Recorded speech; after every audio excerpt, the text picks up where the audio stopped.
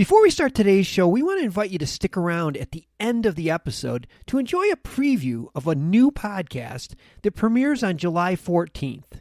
As the industry's exclusive cannabis podcast network, MJBulls is proud to present Women Leading in Cannabis. Join host Kira Reed each week for inspirational discussions with women who are leading the cannabis industry.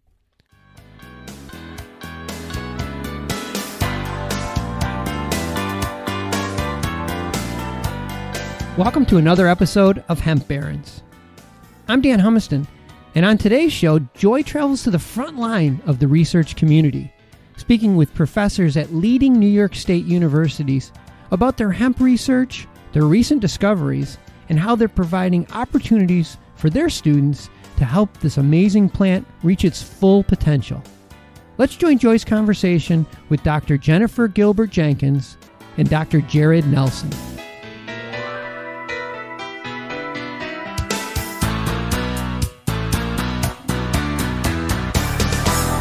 So thank you, Dr. Jared Nelson, who I know is Jared, and Dr. Jennifer Gilbert-Jenkins, who I know is Jennifer, for joining us today on Hemp Barons. Thank you so much for being here, guys. My pleasure. Thank you, Joy. I have had the pleasure of working with you folks for the last couple of years, but you have each had the pleasure of working with hemp here in the Hempire State, the great state of New York, for at least a few years now. As many folks know, New York passed industrial hemp cultivation legislation under an agricultural pilot program in 2015. And you are professors at SUNY, the State University of New York, Jared, SUNY New Paltz, and Jennifer, SUNY Morrisville, and really took the excitement and enthusiasm that the state and the legislature and the governor's office has for hemp to a whole new level at SUNY.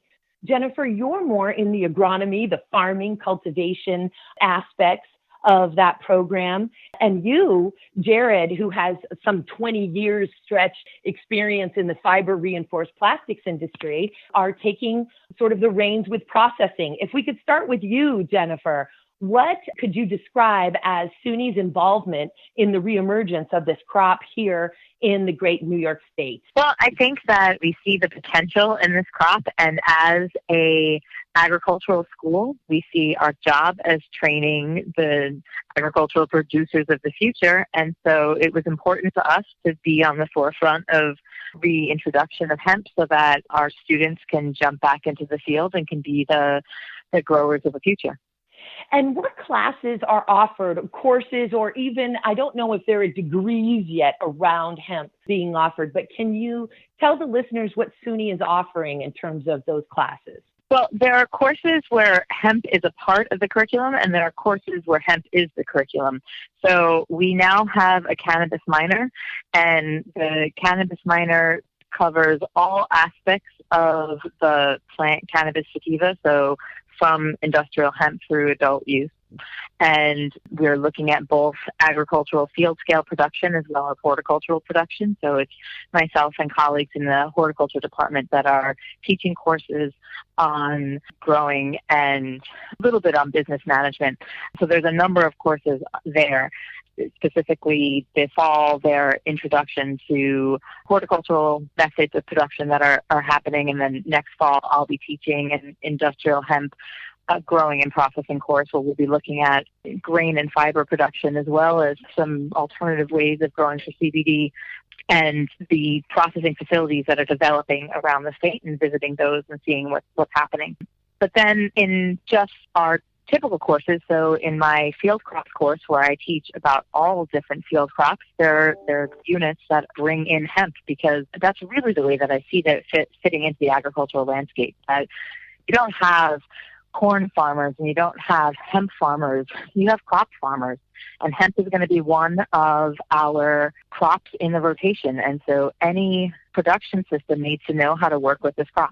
Absolutely. In fact, we often say, if somebody calls themselves a hemp farmer, you might want to look into that farmer, because farmers are farmers who are adding hemp into their rotation by and large, as opposed to just getting into farming for the hemp craze, so to speak. We like our farmers to know what they're doing, and farmers tend to just call themselves farmers, as you say.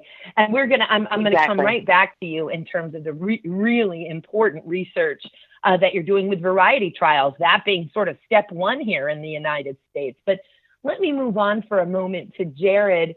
Jared, you, of course, not only are you teaching about fiber and alternative fibers and naturally occurring renewable fibers at SUNY, you also have the Bioindustrial Materials Initiative and have been really involved with Sunstrand, the nation's foremost supplier for natural fibers, and doing the most work, I think, in the hemp space for delivering on the promise of what hemp can do for us in industrial applications, building materials, biocomposites, so on and so forth. Could you tell us first a little bit about the courses that you're involved with at SUNY New Paltz, and then tell us about BMI and what you're hoping for the message you want to teach the students there around hemp as a fiber source? Yeah, you bet. Thanks, Joy. We do not have structured courses around hemp. I am part of the engineering program here at New Paltz, and it's a pretty new mechanical engineering program at that. And so I do have the luxury, however, of bringing in various aspects, particularly surrounding biocomposites. Sustainable material alternatives is really the key phrasing that we tend to use, and bring those alternatives into the classroom. From the educational aspect, for me, the education comes from working with students on research projects. And so that kind of starts to cross over to the BMI that you mentioned.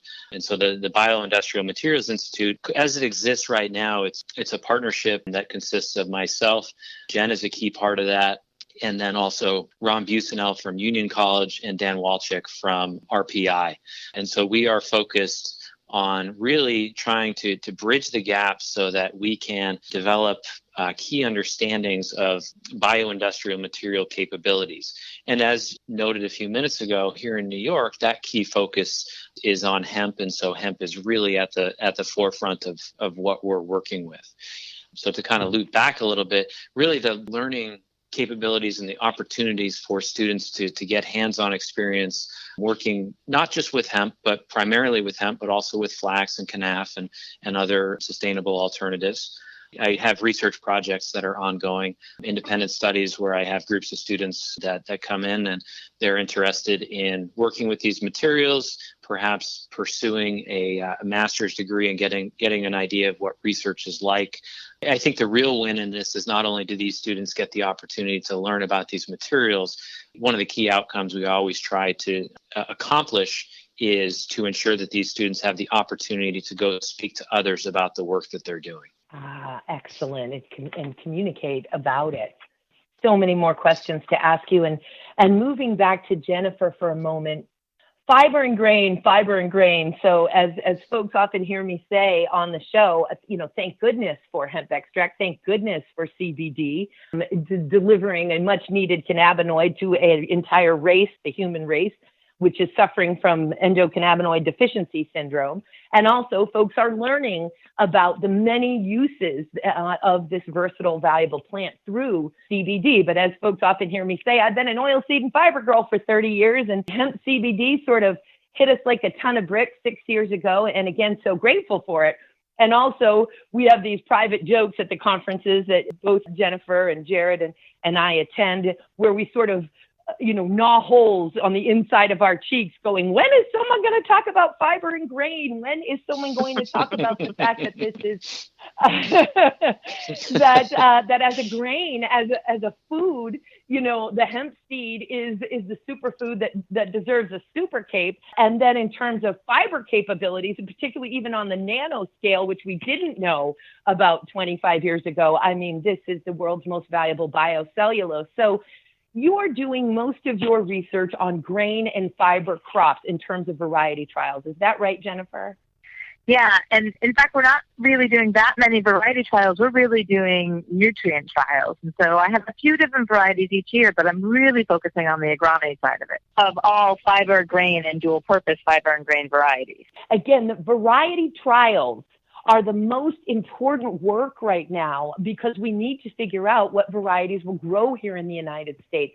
The fact that our nation's seed banks did not keep any of the hemp germplasm at all is mind-boggling when we understand the strategic value, the survival value of this plant. In fact, the Clinton administration signed an executive order during Bill Clinton's time in office, which included hemp as a strategic food source. So the fact that we didn't have any germplasm is crazy. Now, the United States, of course, it's taken us a little while to wake up. 31 other developed countries have been regulating this crop in the last several decades, whereas we continued to prohibit the cultivation up until 2014, with the 2014 Farm Bill allowing these agricultural pilot programs, which, thank goodness, SUNY and the state of New York took advantage. And of course, now with the 2018 Farm Bill legal as an agricultural commodity.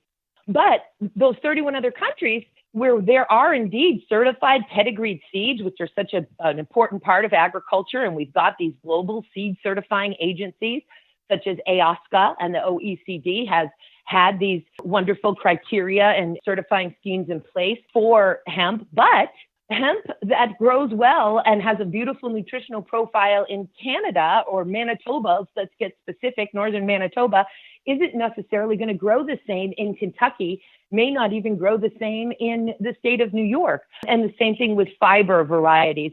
Can you tell us a little bit about what you have learned with the grain and fiber variety trials that you were doing in the initial years of research here? I initially said, well, let's grab some Canadian varieties because they're the closest to us and light cycle should be similar. And so let's see how that goes. And we were really disappointed to see that they don't grow here in New York as well as there. And each year I've sort of introduced a new European variety into what I'm growing. And I have found that the French varieties in my research have shown that they perform the best so far in central New York where I've been growing the crop. And so I tend to think that we should be looking more at some of these European varieties than the Canadian varieties. I'm by no means the end-all be-all when it comes to looking at all the different varieties that are out there. I know that Cornell has done extensive variety trials, where mine have been a little bit more targeted and on larger acreage scales, that I think the French varieties are really compatible with our climate. Fascinating. Did not expect to hear that. Very, very interesting. And also interesting, as you may know, they have a legal definition of hemp in France that's not greater than 0.2% THC as opposed to 0.3% THC that we have here. But of course, with the grain and fiber varieties that are stable, THC is generally not an issue at all. It's those extract varieties that we are trying to stabilize here that have that danger in becoming hot.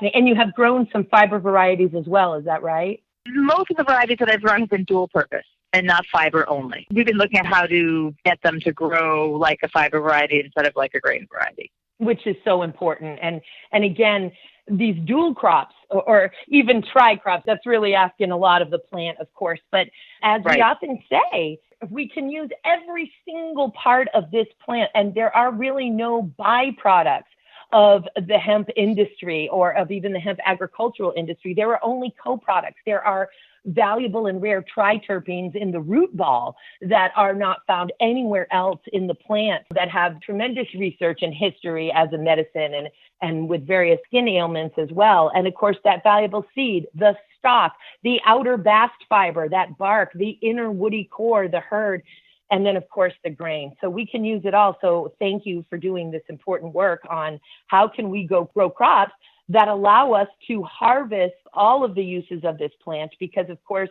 fiber matures faster than the grain. Is that the challenge when we talk about dual crops, is trying to get it so that you would be able to harvest around the same time, but they mature at different rates, the grain versus the fiber? If you're growing for a high quality fiber, you're going to harvest a full month to month and a half earlier than if you're growing for grain. And so the dual purpose grain and fiber, you're looking for lower quality uses, or for folks who are more interested in the hurd fiber and not the outer bast fiber, because that's what's really degrading over time.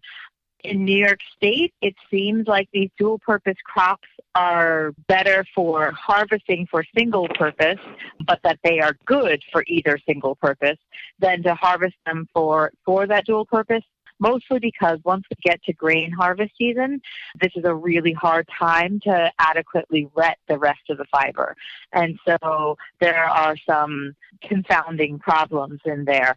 It's not saying that we can't do it, but you're not getting as high quality a product as if you're growing for the fiber on its own. Indeed. So if you're growing for textiles, more than likely that's going to be a single purpose crop, and it's going to be a very specific cultivar for that beautiful bast fiber which will be made into textiles, as opposed to animal bedding or filler for construction materials. Exactly. Even hempcrete, yes, because when you're growing for grain, you want a thicker stalk, and so each stalk is going to have more hurd in it than bast fiber.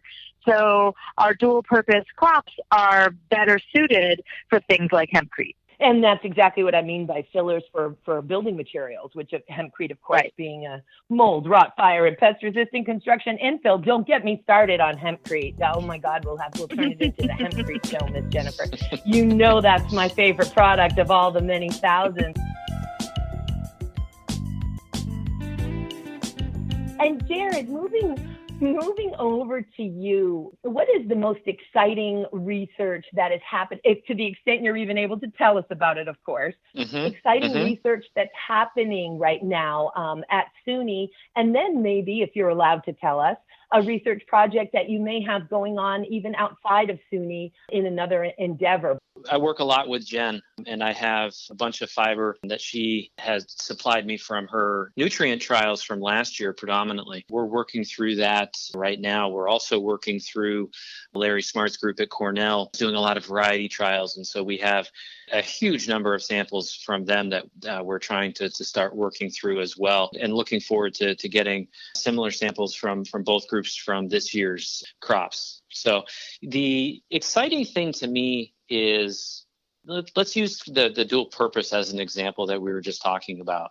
The plant grows, and basically the bast fiber, for lack of a better term, and I'm an engineer, not an agronomist, so sorry, Jen, if I butcher this. Basically, the bast fiber portion matures at a much earlier time frame than the seed head does. And in fact, as the seed head matures, what I understand from talking to Jen and from the literature is that the lignin concentration in the stalk actually changes, thereby changing the constituency of the fibers. In other words, when we look at fiber, we want a nice, soft, supple fiber eventually. Perhaps, I shouldn't say that's always the case, but that's the thought process of what we want. Adding more lignin is going to make that fiber stiffer, more bristly, which may have particularly good uses as well. But thinking toward that textile example that you mentioned, Joy, that's probably not ideal. So I think, to me, the real exciting bit in all of this is that my research, working as part of the BMI, we're really focused on understanding where are there opportunities for both types of fiber, so that we can say, okay, if we want to grow for this highly specific textile, we know that we need to plant this variety, and we need to try to control it in these particular ways. And then we're going to process it in this tight date range. We're going to specify how it's going to be redded, whether it's field redded or post-processed out of the field, and all the way through the processing until we get to the point where we have the fiber that we want. And the same may be true for fiber that is coming off of a plant that has been harvested for seed. There, I think, are significant opportunities aside from the hurd for hempcrete. I think there are opportunities for those bast fibers as well. So that leads to really what the BMI is focused on, which is identifying what are all these variables we're looking at. What's the impact of those variations, such as plant variety, such as where it's grown, such as when it's harvested, such as when it's redded. All of those are huge questions, by the way. Understanding what impacts each of those have on the end fiber product, thereby allowing us to say fiber grown and processed in this particular way is good for this particular industry. That will, I think, enable more ubiquitous utilization of plant fibers of this type. Those are key missing data right now that I think a lot of people are looking for, particularly, again, those end users that are interested in using natural fibers such as hemp in end-use products in a technical fashion. By technical fashion, I mean in engineered products, such as something that might be structural or semi-structural, as opposed to, I have a hemp toothbrush that I picked up at Sunstrand one day. That's not a real engineered use, in my opinion. It's a great use. It's very interesting. We want to see more technical uses like hempcrete, textiles, non-wovens, things along those lines. Yes, car parts, plane parts, this type of thing, interior and exterior, all of those types of things. And I think to forward what you're saying, we don't yet have sort of grades as they would and do in other industries, a grading system for various hemp fibers, and that needs to be developed. Isn't that correct? Exactly. So we see a significant amount of variation in the mechanical properties of bast fibers that we test. It could be the case that there's just more high quality fiber in that than if we wait for the seed head to mature. There still may be some good high quality fiber. We just don't know how to identify that fiber yet either. Even more so, sort it out so that we can say, okay, within a particular stock, we want to take these particular fibers and put them over here for textiles. And we want to take these other fibers, we want to put them over here for non-wovens. And the other ones we want to take over here and we're going to put them into animal bedding, things like that. Well, I know that some of the greatest minds all over the world are on this. So I expect that with this synergy and the enthusiasm behind the promise of this plant, that things are going to come together here relatively quickly in the next 5 years. Also, I think we're discovering, and there's been some preliminary research on what happens to the plant in terms of increasing nutritional profile and value, increasing biomass, increasing surface area and tensile strength of the cellulose if we increase the THC limit, which of course this 0.3 delta-9 THC, the intoxicating cannabinoid or component in the cannabis plant, that's what differentiates hemp from other forms of cannabis in the legal world, is it does not contain greater than 0.3% THC. And that was Dr. Ernest Small from the University of Manitoba, who sadly was charged with trying to come up with that number for Health Canada when they began to regulate the crop in 1998 through Canada's Office of Controlled Substances of Health Canada. So, and even to this day, the hemp crop is not regulated under sort of a Ministry of Agriculture. It's still regulated under Health Canada's Office of Controlled Substances. I work a lot with various federal legislators and with state legislators across the United States. And there's lots of talk about trying to see if we can't increase this arbitrary 0.3, which there is basically no chance of intoxication in a finished product, to 1% and see what that does for all of this research and for increasing the very properties of hemp that make it such a special and unique and valuable crop. And I want to just close by asking each of you, and Jennifer, I'd love to start with you. How do you feel about the promise of hemp and your excitement for it, for ill or good, and an important lesson that you'd want to make sure that the public knows if they're wanting to get into hemp farming? Oh my God, that's a lot. I have no desire to change the crop that I focus on because we've been studying corn and wheat and soy and oats for so many decades that people are struggling to come up with new questions to ask. There's, at least 15 new questions every day about hemp, about, what if we do this? And what if we do that instead of doing this? And so it's incredibly exciting. I think for your second question, I would circle back to my original statement, which is there's no such thing as a hemp farmer. Hemp is an amazing crop. It has phenomenal potential to add into our agricultural suite of crops that we grow in New York State. You can't be just a hemp farmer. You have to be prepared to be a farmer, and this is one of the crops that you grow. You have to be a jack of all trades to be a farmer, and an amazingly optimistic person, as this past few harvest seasons with lots and lots of rain will tell you. The heroes are the farmers, that's for sure, with all of the risks, and particularly with no crop insurance available all of these years. Exactly. Although, of course, starting next year, it's not the whole plant, but it's coming. It's coming a little bit. Thank you for that.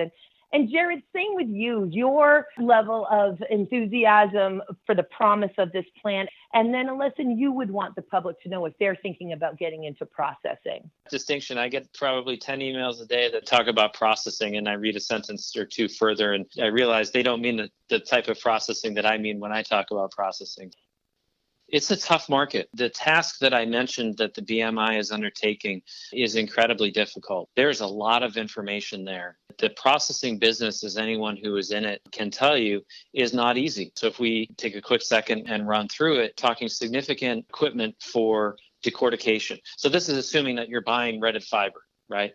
And actually, even before decortication, you probably need something along the lines of a bale opener to get that fiber. So then you have decortication and separation, and then further separation and refinement. There are significant capital investments required, even for some of the most basic pieces of equipment to do these things that are available.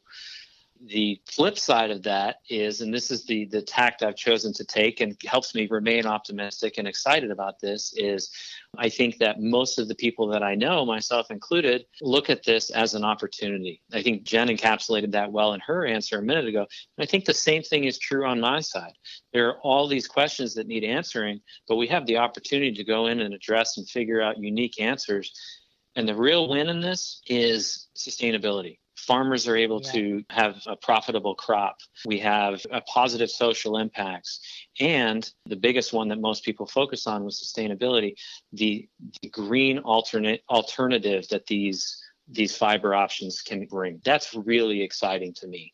So we can make better, stronger, longer lasting, more superiorly performing, if that's even a word, products from a renewable, sustainable crop.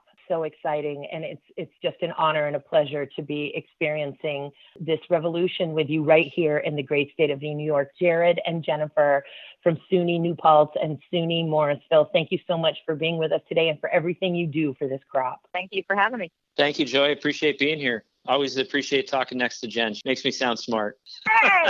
You're both wonderful. You're both wonderful. Can't wait to have you on again. Thank you, guys.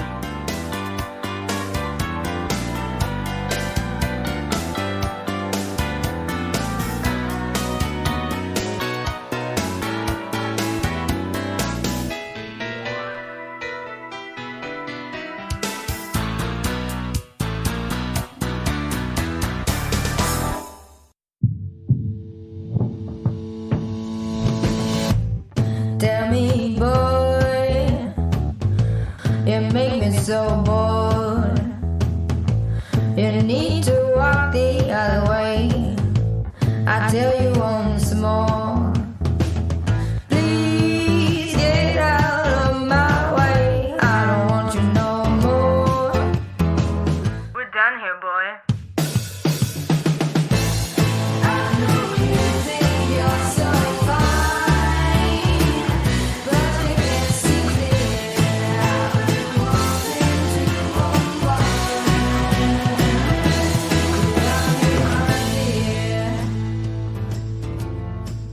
Hi, my name is Kira Reed, and I'd like to invite you to be inspired by the women who are leading in the cannabis industry.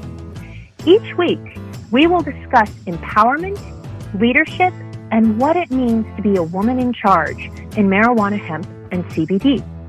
As the founder of the Women Empowered in Cannabis community, I have had the great pleasure to get to know many brilliant and talented women who are CEOs, executives, politicians, advocates, and community leaders that are focused on creating a cannabis economy that is just, fair, and equal. We'll learn how these women make decisions, how they navigate a predominantly male industry, and what they're doing to level the playing field for women. I hope you'll join us.